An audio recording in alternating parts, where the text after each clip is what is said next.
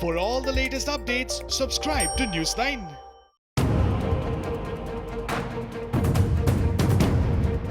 In a bid to further relax the restriction imposed in the wake of COVID-19 pandemic, the central government announced fresh guidelines for Unlock 5.0.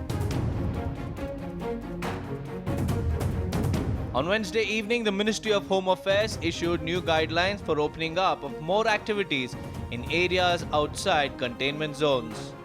The process of phased reopening of activities has been extended further in Unlock 5.0, which will come into effect from October 1st. The latest relaxation in lockdown rules come at a time when cases in India are rising steeply and the government is paying heed to kickstart the country's battered economy. The most notable of all the changes is the reopening of schools and colleges from October 15. However, the central government has given the authority to the states to decide whether they want to reopen the schools and coaching institutions or not.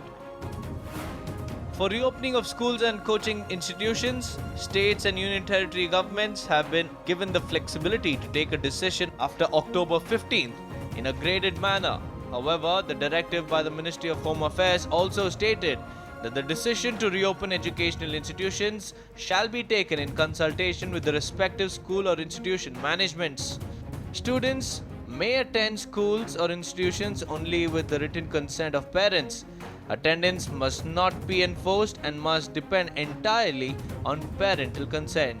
The new guidelines also stated that online or distance learning will continue to be preferred and encouraged.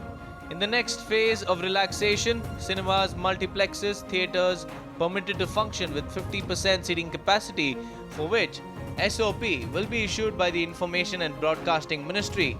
Swimming pools used for training of sports persons to reopen from October 15. Social, sports, religious and other forms of gatherings can now take place with more than 100 people starting from October 15. Business-to-business exhibitions will be permitted to open from October 15th. Entertainment parks and similar places will continue to remain closed in Unlock 5.0. International air travel of passengers except as permitted by MHA will continue to remain suspended. State or union territory governments shall not impose any local lockdown outside the containment zones without prior consultation with the central government. There will be no restriction on interstate and intra-state movement of persons and goods. No separate permission approval, e-permit, will be required for such movements. However, these new relaxations for Unlock 5.0 won't be applicable in containment zones. Strict enforcement of lockdown will continue in containment zones till October 31st. Meanwhile, vulnerable persons above 65, people with comorbidities, pregnant women, and children under the age of 10 have been advised to stay home. The government in the new directive has also encouraged the people to continue using Arogya Setu app. The Indian economy is in a dire state in the wake of COVID-19 and the new restrictions are targeted towards further providing a much needed push to the economy. However, looking at the speed at which the cases are rising, the further relaxations, if not implemented with utmost vigilance, can prove to be India's Achilles heel.